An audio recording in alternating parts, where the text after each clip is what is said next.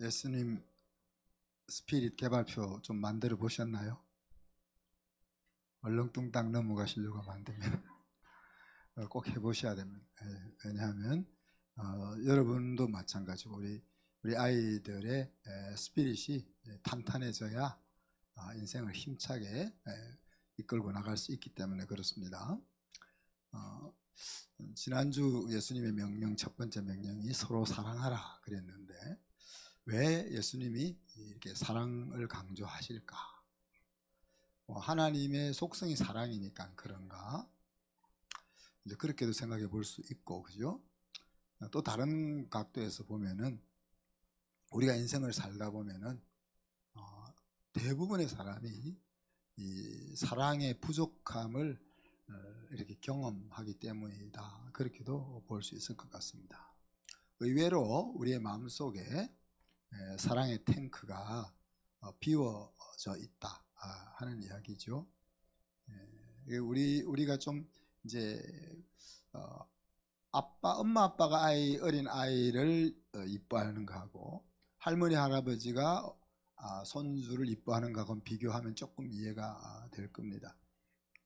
엄마는 특히 아기를 키울 때 이제 너무 힘들죠, 그죠? 너무 힘드니까 그 아기를 보살피는 데 있어서 마음의 여유가 생기기가 참 힘듭니다.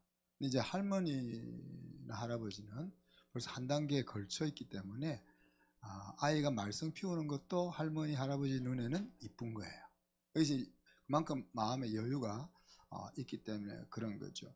우리의 사랑의 감정이 여러 상황으로 인해서 많이 비워져 있다 보니까 우리가 인생을 맞이하는 상황 속에서 우리를 힘들게 만드는 것이 많다. 이 탱크가 비어 있기 때문에 우리가 불안하죠. 그 탱크가 비어 있으니까 우리가 예민해집니다. 또 싸나워지고 또 거칠어지고. 제가 막 그렇게 여러 일이 막 밀려올 때 저는 못 느끼지만 우리 사람 느끼는 것 같아요. 건드리면 큰일 나겠다. 저 같은 경우는 이제 막 뭐랍니까, 스트레스가 막 밀려올 때가 되면 에너지가 막 올라가거든요. 효율, 이피션시가 막 올라가는데 옆에서 볼 때는 터지겠다 이런 생각을 가질 수도 있을지 모릅니다. 또 이 사랑의 탱크가 비어 있으면 우리가 자꾸 두려워지죠. 또 어떤 미워하는 마음이 생기기도 하고 에너지 레벨이 떨어져서 이렇게 힘이 든 이런 부분들을 생각해 볼 수가 있습니다. 그래서 서로 사랑하라는 말씀을 주님이 이렇게 강조하고 있다고 볼 수가 있습니다. 사도 바울은 복음은 모든 믿는 자들에게 구원을 주시는 하나님의 능력이 된다 그랬습니다. 그 말은 복음이 천국 가는 데만 유용한 것이 아니라 이 땅을 살아가면서 우리를 힘들게 하는 상황을 뚫고 나갈 수 있게 해주는 능력이 된다는 말인데, 그럼 복음이 우리의 비어있는 이 사랑의 탱크를 정말 채워줄 수 있나, 이렇게 우리가 질문을 물어본다면 여러분 어떻습니까?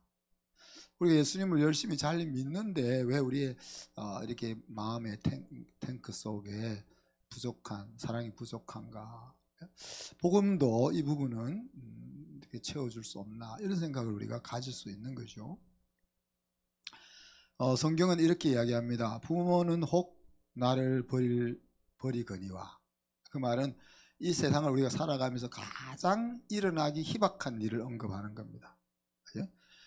엄마가 나를 아들 딸을 버린다는 것은 이 세상에서, 인간 사회에서 일어나기 가장 희박한 예 중에 하나죠. 근데 그렇게 일어나지 않을 일들이 일어나는 상황이라도 뭐라고 했습니까? 하나님은, 그죠? 하나님은 나를 버리지 않으신다 그랬어요. 그죠?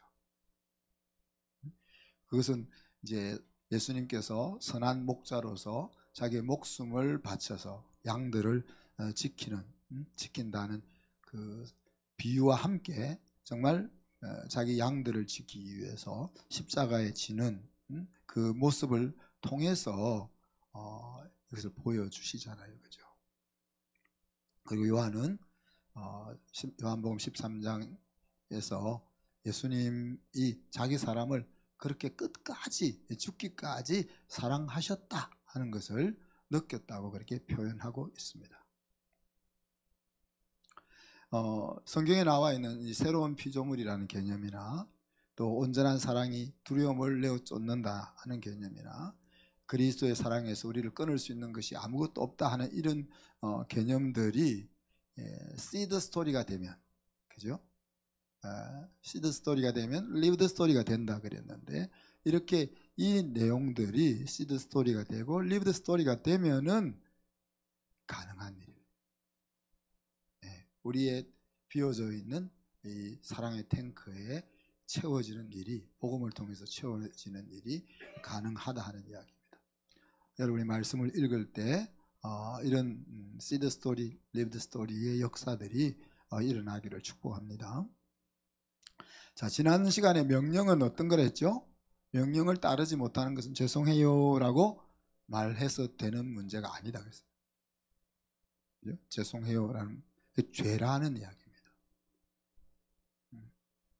서로 사랑하라, 사랑 못해서 죄송합니다, 이런 말을 써서는 안 될 내용이다.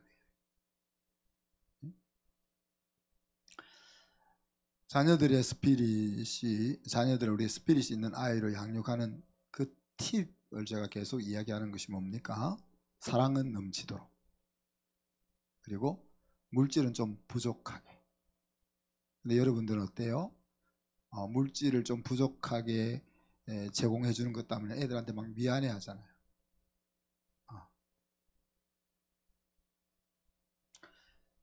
거꾸로 하지 않도록 신경을 많이 써야 됩니다. 여러분은 자동적으로, 여러분이 돈이 없어서 풍족하게 못 주지, 풍족하게만 하면 마음껏 주고 싶어 하잖아요. 그게 애를 버리는 일인데, 그래서 물질은 부족하고 대신에 사랑은 넘치게 줘야 되는데 우리가 가만히 놓아두면 거꾸로 한다는 거예요.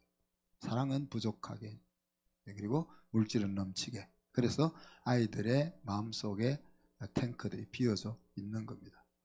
자, 오늘 예수님의 명령 두 번째, 내 양을 먹이라는 말씀입니다. 이 말씀은 자신에게 실망한 영혼에게 주는 이야기입니다.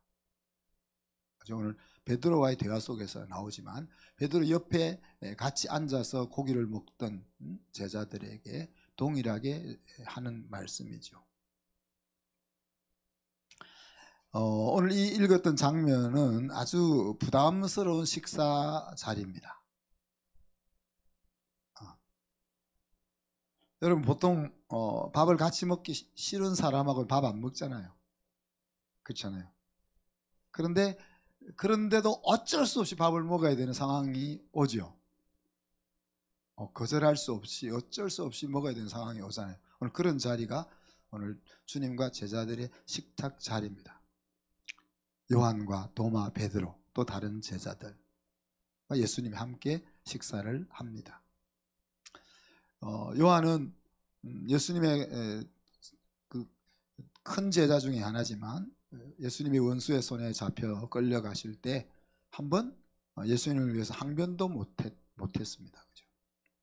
또 도마 같은 열심분자도 예수님이 부활했음에도 불구하고, 야, 나는 예수님의 그 못자국, 난 손에 그 못자국에 손가락을 넣어봐야 믿지 못 믿겠다, 이런 생각을 가지고 있었고, 베드로는 말할 것도 없이, 그죠? 스승을 3번이나 저주하면서 부인했었기 때문에 사실 예수님과 함께 앉아서 고기를 먹는 장이 소화가 잘 안 되는 거예요. 그래서 보면 뭐라고 했어요? 다 고개를 들지 못하고 기침 소리도 못 낸 채 그냥 애꿎은 생선만 뜯어먹고 있는 거예요. 이때 예수님이 마음이 자기 자신 때문에 마음이 힘든 그 베드로에게 말을 거시는 거죠. 저도 이 말씀을 준비하면서 나도 생각을 바꿔야 되겠다. 제가 여러분들에게 하는 이야기가, 제 성향이 스스로 찾아가는 성향이 못 된다 그러잖아요. 그죠? 대신에 저를 찾아오는 사람에게는 충분한 보살핌을 해줄 수 있다. 또 그렇게 하고 있고요. 그런데 오늘 이 말씀을 보면 이 고개를 떨구고 있는 제자들이 예수님에게 먼저 찾아갈 수가 없는 거죠. 여러분이 이제 힘든 일이나 어려움을 만났을 때 저를 찾아와서 목사님 이런 일을 어떻게 했으면 좋겠습니까? 이렇게 의논을 하면 얼마나 좋겠어요. 근데 대부분이 의논 안 하더라고요. 그리고는 자기가 다 결정 내려놓고 와서 목사님 이렇게 하겠습니다. 그러죠. 제가 한두 번 말고는 그냥 다 따라줍니다. 왜? 제가 제 의견을 이야기도 안 들을 거니까 여러분이. 그렇지만 심하게 문제가 있는 결정을 내린다든지 또 내가 충분히 야단쳐도 될 만한 사람 같으면은 아니다 그렇게 이야기를 하죠. 그래. 근데 오늘 보면 예수님이 말도 못 걸고 숨죽이고 있는 베드로에게 먼저 말할 것이잖아요. 성경에 보면 대부분의 예수님의 하나님의 신방은 하나님이 먼저 찾아갑니다. 다르게 이야기하면 문제 속에 있는 백성들이 하나님을 먼저 찾아 나올 수 있는 그런 스피릿이 안 된다는 얘기죠. 예수님이 이렇게 부르시죠. 요한의 아들 시몬아. 여러분, 이 요한의 아들 시몬의 이름은 베드로입니다. 본래는 시몬이었지만 예수님께서 베드로라 반석이라 하는 이름을 지어줬죠. 마치 아브라함에게 아브라함이라고 이름을 지어준 것처럼, 야곱에게 이스라엘이라고 이름을 지어준 것처럼 믿음의 이름을 지어준 것이 베드로인데, 하나님을 알지 못할 때에, 예수님을 알지 못할 때 이름인 인간 베드로의 이름 시몬을 부르고 있는 거죠. 자기의 본래 모습을 떠올리고 하고 있는 겁니다.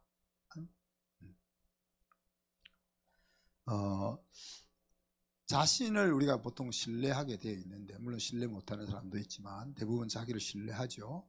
그런데 자기를 신뢰하다가 실패할 때 내가 왜 이럴까 이렇게 생각을 하게 되면 더 비참해집니다. 오늘 베드로가 그런 모습이에요.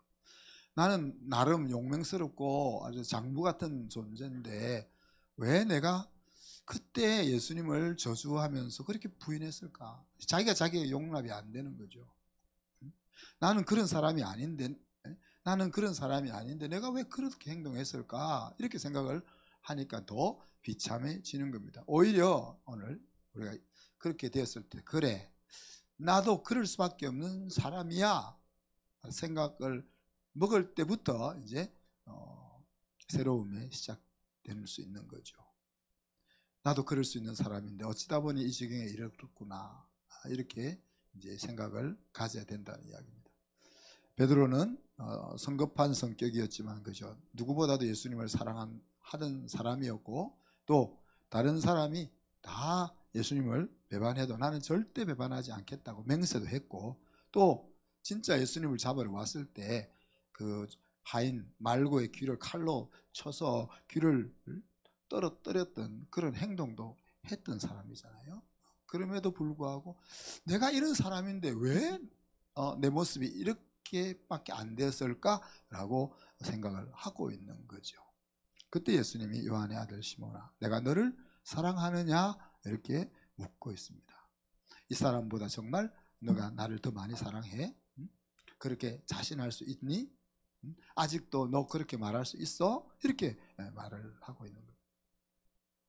여러분, 이 질문이라는 것은 사실 굉장히 중요하죠. 보통 우리가 이제 부모들도 마찬가지고 가르치려고 하는데, 가르침보다 더 중요한 것이 가르침에 이르게 할 수 있는 좋은 질문을 던지는 겁니다. 그래서 우리가 예수님이 하신 이 질문을 보세요. 요한의 아들 시몬아, 내가 나를 사랑하느냐 이렇게 물었습니다. 이런 질문이 베드로로 하여금 자기를 돌아보게 하고 상처에서부터 벗어날 수 있도록 이끌어주는 그런 이제 역할을 하게 되는 거죠. 질문이라는 것은 모르는지 아는지 그것을 묻는 거라고 우리가 많이 생각하는데, 사실은 질문이야말로 이제 교육의 중요한 툴이거든요. 그래서 마음속으로 그 인사이트가 들어갈 수 있도록 문을 비집고 들어갈 수 있도록 문을 열어주는 것이 질문이라고 할 수 있고, 스스로 배움과 깨달음의 자리에 이를 수 있도록 안내해 주는 것이 질문이라고 볼 수가 있습니다. 특별히 지금 AI 시대가 벌써 도달했잖아요. AI 시대에 지녀야 될 중요한 능력이 좋은 질문, 적절한 질문을 던질 수 있는 힘인 거죠. 야, 너 요한복음 21장 가지고 설교를 한 편 만들어 봐. 이렇게 AI에게 질문을 던지면은 아주 그 제대로 된 목회자의 역할이 일어날 수가 없는 거죠, 그죠? 이 문제의 답을 알려줘. 이런 질문을 AI에게 던지는 것이 아니다는 이야기죠. 그래서 AI에게 질문을 던지는 것을 통해서 그 AI를 내가 이용해서 연구도 하고 공부도 하고 모르는 것도 찾아내고 더 깊은 곳으로 나아가고 이렇게 하는 역량이 개발돼야 될 필요가 있는 겁니다. 베드로는 예수님을 사랑한다고 장담했었잖아요. 그런데 지금 그 장담에 대해서 질문을 받고 있는 겁니다. 이 질문을 받았을 때 베드로의 마음속에는 예수님을 부인했던 장면이 떠올랐을 겁니다. 그래서 이렇게 대답하죠. 주께서 아십니다. 자, 지금 그러면은 얼마 전에 베드로가 예수님에게 나는 예수님을 사랑합니다. 절대 배신을 하지 않을 겁니다. 라고 말했을 때와 지금 오늘 예수님과 고기를 먹고 있을 이때에 지금은 베드로가 예수님을 사랑하지 않았을까요? 네, 사랑하지 않았기 때문에 주님께서 아십니다. 그렇게 말했을까요? 아니죠. 그죠? 아마 똑같이 사랑했을 것이고 어쩌면 더 사랑할 수도 있습니다. 그렇지만 이제 자기가 주님을 사랑한다고 자신할 수가 없는 거죠. 그죠? 그래서 예수님 당신이 알지 않습니까? 라고 밖에 말을 할 수가 없는 겁니다. 이런 일들을 예수님이 3번이나 반복해서 하시죠. 그냥 야, 너 나 사랑하는 거 맞지? 그렇지만 그때는 겁이 나서 안 그랬던 거지? 이제 앞으로 안 그러지 마. 이렇게 하고 지나갈 수 있는 일인데 예수님이 그렇게 지나가지 않는다는 이야기. 그 말은 그렇게 일어났던 사건을 처리하는 것보다 더 중요한 것이 있다는 것을 알 수 있는 거죠. 뭐가 더 중요하겠습니까? 베드로의 마음을 붙잡는 것이 더 중요하다. 베드로의 마음, 그 상한 마음을 어루만져서 회복시켜 주는 것이 중요하다는 것을 깨닫는 거예요. 여러분, 우리가 인간관계 속에서 특히 부부 사이에서만 마음이 한번 상해 보세요. 마음이 상하고 나면 마음이 상한 상태에서 뭔가 의논하고 같이 뜻을 모으고 잘 되느냐 하는 이야기.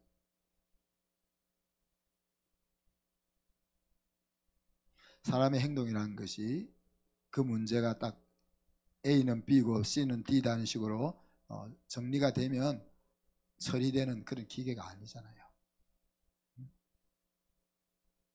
예수님이 지금 베드로에게 찾아와서 계속 잘못된 것을 상기시켜가지고 양심의 가책을 느끼게 하고 책망하고 벌 주기 위해서 찾아온 것이 아니잖아요.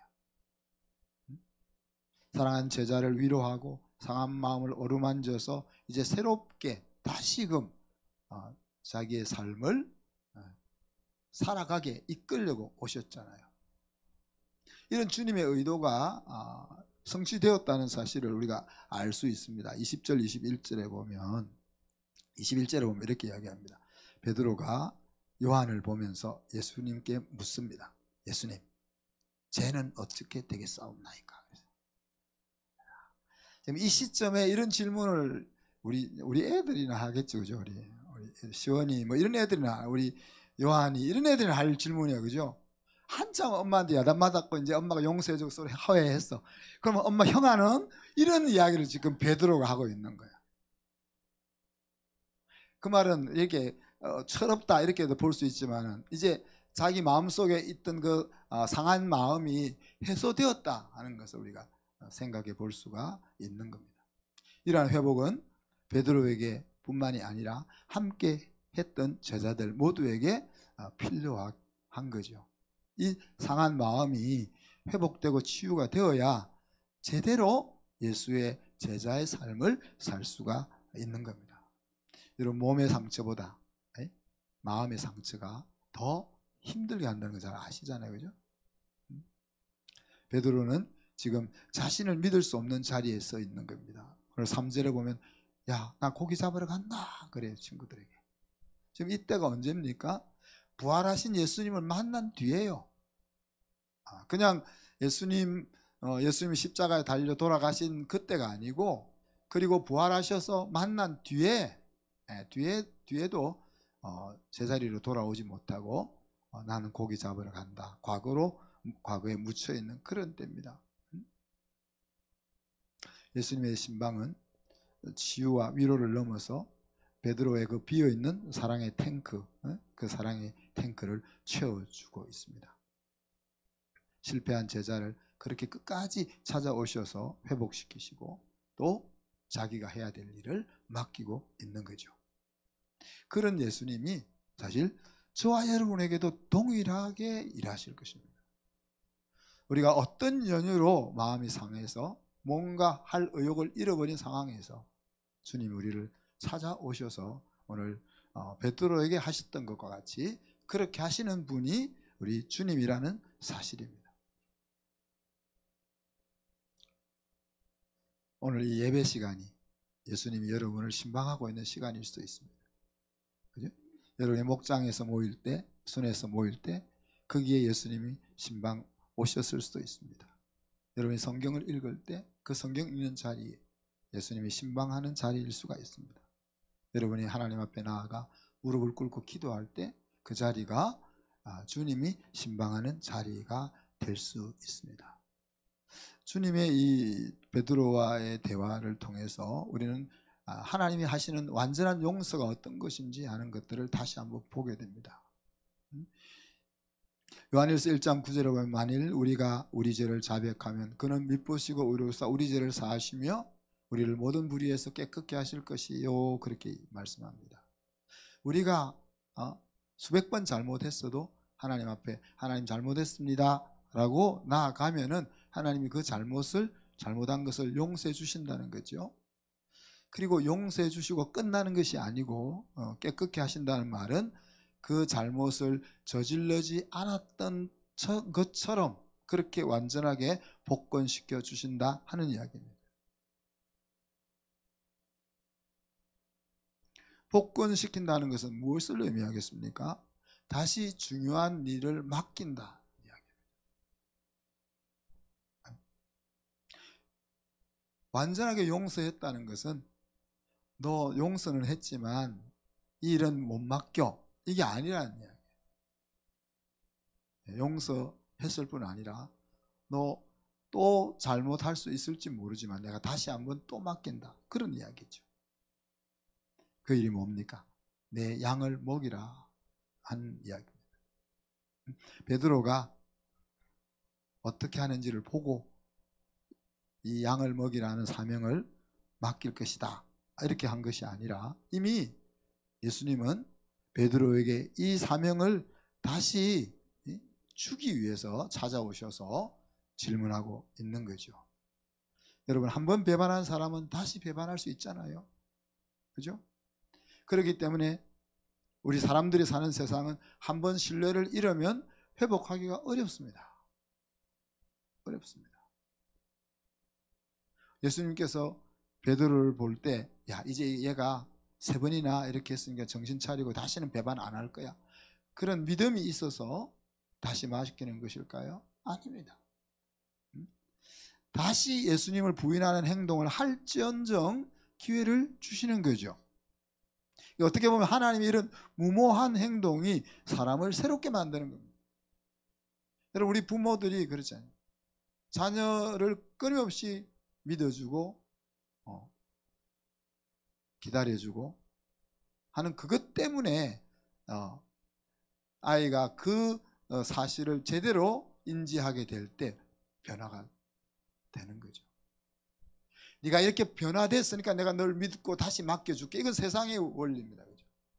하나님 나라의 원리는 뭡니까? 다시 또 그 잘못을 저지를지도 모르지만 그렇지만 또다시 믿고 맡겨 주는 거죠. 그런 무모한 일들이 있어야만 사실 사람이 새로워지는 일들이 일어날 수가 있는 겁니다. 앞에서 말씀드렸던 것처럼 하나님에게 있어서 일은 일이 아닙니다. 우리는 어떤 주어진 일을 이루기 위해서 그 목표에 도달하기 위해서 모든 것을 동원해서 달려가지만은 하나님은 그 목표로 달려가는 그 과정 속에서 일하시는 거죠. 그죠? 우리에게 직업을 주시고 하는 이유가 뭡니까? 그 일을 하는 과정 속에서 우리에게 보람을 갖게 하십니다. 그리고 그 일을 하는 과정 속에서 사랑의 관계를 이어갈 수 있는 매개를 맺어주십니다. 그리고 그 일을 하는 과정 속에서 사람이 자라게 하는 일들이 계속 진행되어지는 거죠. 오늘 말씀의 엑시티킷은 나는 예수님의 양으로 머물 것이냐 아니면 목자가 될 거냐 하는 겁니다. 예수님의 양으로 머무는 것도 괜찮죠, 그죠? 양이 그럼 항상 예수님의 귀여운 양으로 있는 거예요. 귀여운 양으로 있는 거예요. 목자는 이제 어른이 되어서 양을 치는 사람을 이야기하죠. 여러분, 우리의 자녀가 동력자가 될 때 시편에서 이야기한 것처럼 장사의 수중의 화살 같은 존재가 됩니다. 어릴 때 우리의 자녀들은 우리가 에너지와 수고를 쏟아야 될 대상이지만은 이 아이들이 장성해서 같이 일할 수 있는 그런 자리에 이르게 될 때 이 아이들은 장사의 수중의 화살 같은 존재가 되는 겁니다. 하나님이 저와 여러분에게 기대하는 건 뭡니까? 하나님의 자녀인 우리들이 기대하는 것은 뭡니까? 항상 사랑받는 어린 아기로 있는 것이 아니라 이제 자라서 장성해서 하나님과 함께 의논하면서 동력하는 그 자리에 이르기를 기대하는 거죠. 부모와 동력자가 되어 하나님의 나라를 살고 하나님의 나라를 세우는 한 팀이 되는 것, 그것을 우리가 하나님이 기대하고 있는 겁니다. 성도가 제자되는 첫걸음이 뭡니까? 오늘 예수님께서 말씀하신 것처럼 예수님의 양을 먹이는 겁니다. 여러분, 우리 부모가 자녀를 낳고 기르면서 부모가 되죠. 우리가 처음 결혼했을 때부터 결혼하니까 이제 부모가 됐죠, 그죠? 부모가 됐지만 제대로 된 부모였습니까, 우리가? 그래서 엄밀하게 이야기하면 우리의 자녀들이 우리 때문에 고생하는 거예요. 불쌍한 거죠, 우리 자녀들이. 우리가 하나님의 자녀인 저와 여러분을 제대로 사람 만들기 위해서 누구를 이용하고 있는 거예요? 우리 자녀들을 지금 쓰고 있는 거예요.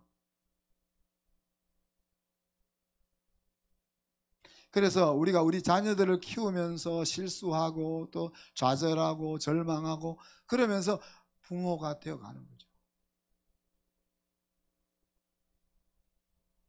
그리고 그런 과정 속에서 우리 육신의 부모의 사랑, 은혜, 그것들을 피부로 느끼는 거예요. 더 나아가서는 하나님이 우리를 향하여 베풀어 주셨던 그 사랑과 수고, 그것들을 감사하는 자리까지 이제 가게 되는 겁니다. 오늘 예수님께서 이 마음이 상한 그 영혼들의 제자들에게 새로운 사명 주신 것이 무엇이었습니까? 내 양을 먹여라. 그랬습니다. 내 양을 먹여라. 네가 만약 나를 사랑한다면 조건이 붙었죠? 사랑한다면 무슨 말입니까? 너가 예수님을 사랑하는 제자라고 생각한다면 너의 삶 속에 나타나야 될 행동은 나의 양을 보살피고 키우는 거야, 그 말입니다. 이것은 명령이죠. 명령이지만은 사실 명령이라기보다는 부탁이나 호소에 가까운 명령입니다. 예수님이 명령하시니까 그냥 알았습니다 이렇게 해가지고는 양을 먹이는 목자가 될 수 없기 때문에 그래요.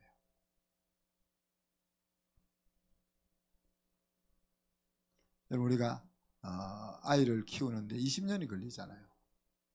20년만 걸립니까? 이제 새끼 놓고 하면 또 손주 보살펴주고 하는, 평생 애프터 서비스까지 해야 되죠.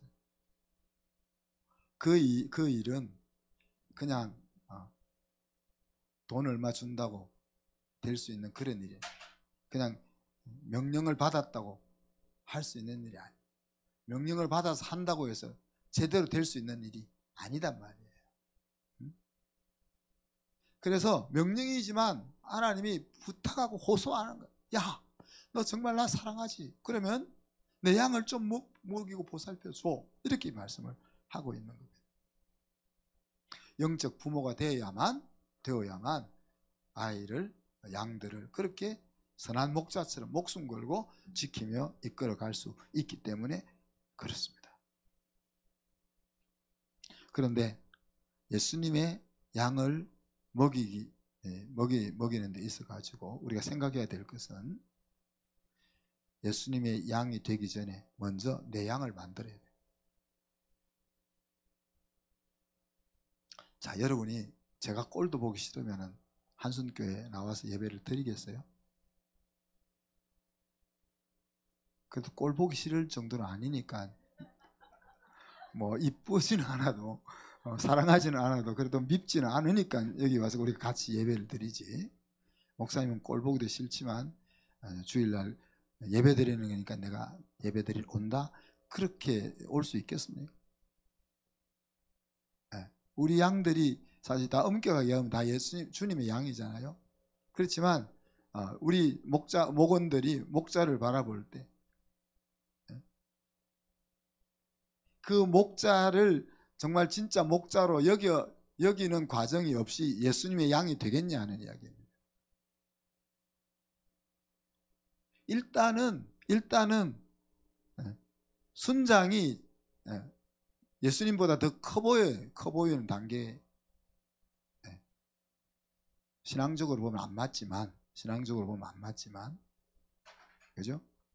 우리가 예수님과 하나님을 보고 신앙생활을 하는 거지, 누가 사람 보고 하냐 그렇게 말하지만, 실제로는 내 순장, 내 목자가 정말 예수님처럼 보여져야 된다는 거예요. 그리고 나서 더 신앙이 들어가면 그때 되면 이제 동역자가 되는 거죠. 그때는 사람이 내 목자가 아니라 주님이 내 목자라는 것을 알게 되는 거죠.